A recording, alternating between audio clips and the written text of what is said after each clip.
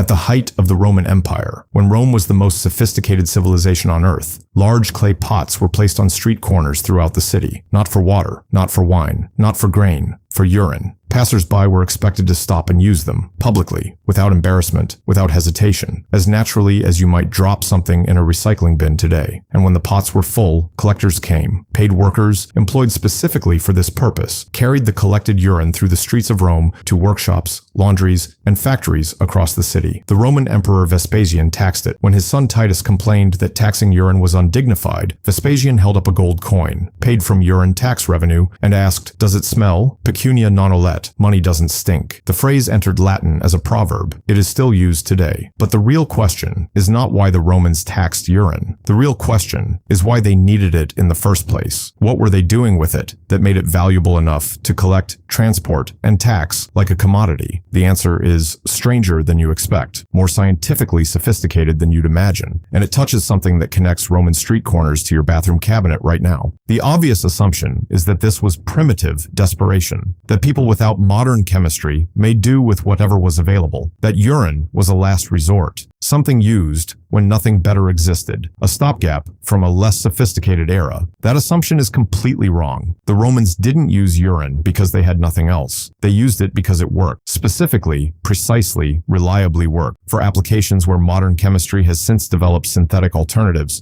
but where the underlying science is exactly the same. Urine is not waste, not entirely. Fresh urine is approximately 95% water and almost completely sterile when it leaves the body. But aged urine that has been allowed to sit and ferment, is something else entirely. As urine breaks down, the urea it contains converts to ammonia through bacterial action. And ammonia, in solution, is one of the most powerful natural cleaning and processing agents available without industrial chemistry. The Romans knew this not as chemistry. They had no concept of ammonia or urea or bacterial decomposition. They knew it as observation. Urine aged in a pot does this, and this is useful, and therefore we collect it. But what they were doing with it, across multiple industries simultaneously, that part reveals something remarkable about Roman industrial sophistication. The largest single use of collected Roman urine was in the textile industry, specifically in the fulling of wool. Fulling is the process of cleaning and thickening raw wool cloth after it has been woven. Raw wool contains lanolin, dirt, natural oils, and loose fibers that need to be removed and consolidated before the cloth is wearable. In Roman fulleries, workshops called fulonicae, workers would place freshly woven cloth in large vats, pour in aged urine, and then tread on the cloth with their feet for hours, stamping it, working the ammonia solution into every fiber. The ammonia in the aged urine did two things simultaneously. It broke down the greasy lanolin and lifted the dirt, the same way modern detergent does,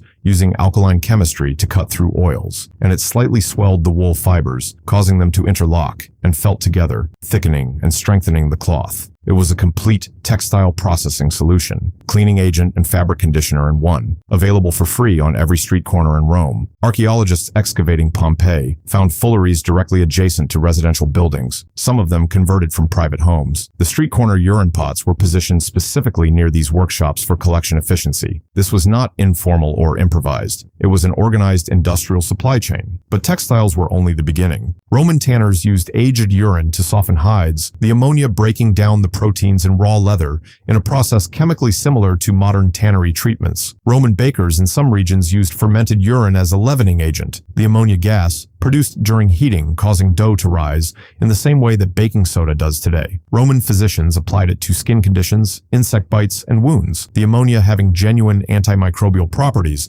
that would not be understood scientifically for another 1,800 years. And then there is the most surprising use of all: teeth. The Romans used aged urine as toothpaste and mouthwash. This sounds horrifying, but the chemistry is defensible. Ammonia is alkaline. It neutralizes the acids produced by oral bacteria that cause tooth decay. It kills certain categories of harmful oral microorganisms. Portuguese urine, specifically urine imported from Portugal, which Romans considered particularly potent for reasons that remain debated, was a premium dental product sold at a premium price. The Roman poet Catullus mocked a man named Ignatius for his bright white teeth, and then revealed the secret. He brushed them with urine from his home region of Spain. White teeth, in ancient Rome, from urine. The chemistry worked. Here is where it gets genuinely strange. In 1773, Swedish chemist Carl Wilhelm Scheele isolated a compound from urine that he couldn't identify. He called it lithic acid. 40 years later, in 1817, chemist William Prout renamed it uric acid and established its chemical structure. In 1828, German chemist Friedrich Wöhler synthesized urea, the primary nitrogen compound in urine, from entirely inorganic materials in a laboratory. This was one of the most significant moments in the history of chemistry. It destroyed the prevailing theory of vitalism, the belief that organic compounds could only be produced by living organisms. It marked the birth of modern organic chemistry. The compound that launched modern chemistry, urea, came from urine. But here is the connection that closes the circle. Ammonia, the active compound in aged Roman urine, remained the primary industrial cleaning agent in Europe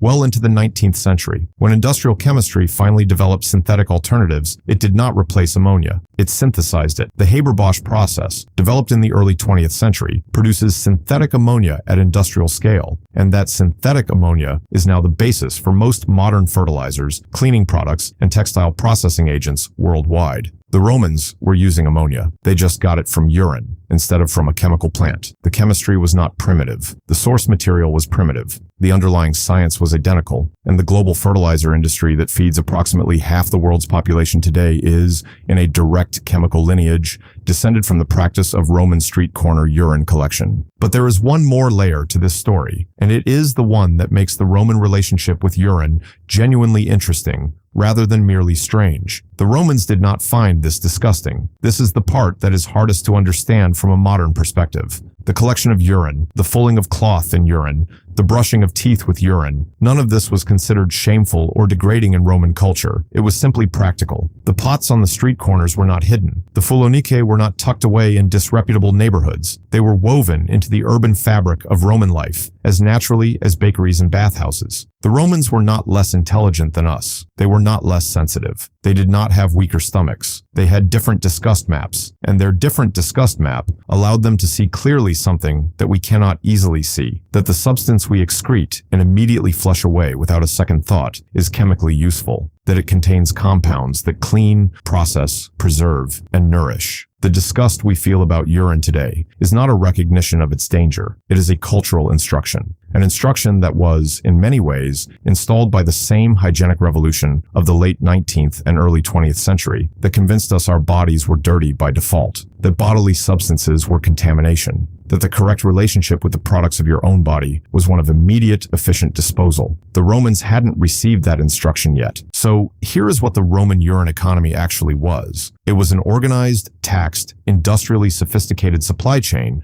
for a genuinely useful chemical resource. It cleaned the clothes of an empire. It preserved and softened leather. It whitened the teeth of Roman poets. It fertilized fields. It treated wounds. It leavened bread. It was not primitive. It was not desperate. It was not the behavior of people who didn't know any better. It was chemistry, applied with remarkable precision by people who understood what it did without understanding why. Because understanding why came 1,800 years later, when European scientists finally isolated and named the compounds the Romans had been using all along. The Romans looked at something that every human body produces every day, something we treat as waste, and asked a question we stopped asking somewhere in the last 2 centuries. What is this actually good for? And the answer, it turned out, was quite a lot. Vespasian was right. The money didn't stink, and neither, really, did the chemistry.